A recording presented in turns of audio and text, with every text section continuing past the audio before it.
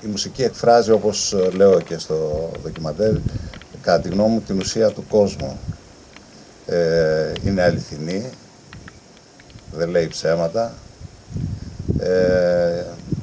και κάπως την ξεχωρίζω και από τις υπόλοιπες τέχνες, να πω την αλήθεια. Θεωρώ ότι είναι η πιο βαθιά μορφή τέχνης και μία ένδειξη γι' αυτό για μένα είναι ότι μπορεί ένα μικρό παιδί, χωρίς να έχει ζήσει στη ζωή του, να φτιάξει σπουδαία μουσική, κάτι που δεν συμβαίνει με τις άλλες μορφές τέχνης.